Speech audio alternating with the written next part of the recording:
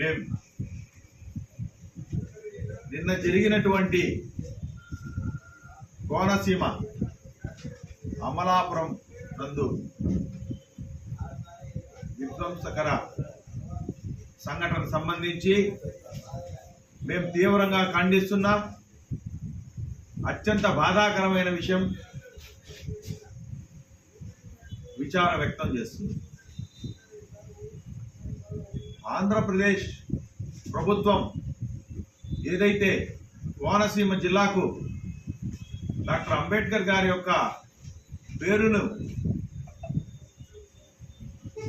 ప్రతిపాదించిన తరువాత ఈ విధ్వంసకర సంఘటన జరగడం అత్యంత బాధాకరం. మనం చూస్తే ఆంధ్రప్రదేశ్ జిల్లాల విభజనలో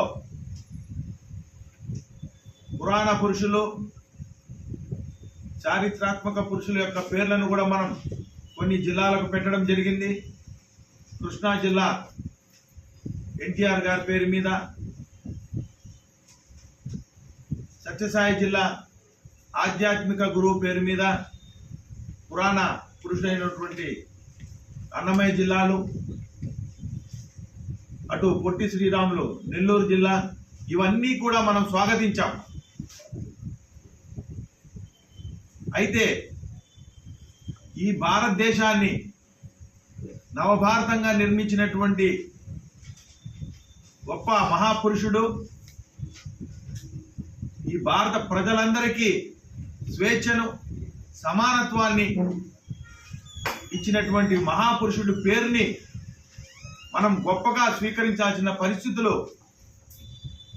కనపడకుండా ఒక వర్గం ఈరోజు ఇంతటి దారుణానికి పాల్పడడం నిజంగానే ఇంత ప్రజాస్వామ్య భారతదేశంలో కులాలకు, మతాలకు అతీతంగా భారతీయులం అని బ్రతుకుతా ఉన్నటువంటి ఈ దేశంలో ఈరోజు ఈ దేశానికి తన జీవితాన్నే అంకితం చేసినటువంటి ఒక గొప్ప దేశభక్తుడు డాక్టర్ బిఆర్ అంబేద్కర్. ఈరోజు ఆయన ఈ దేశంలో మహిళలకు స్వేచ్ఛ, కార్మికులకు రక్షణ, ఉద్యోగులకు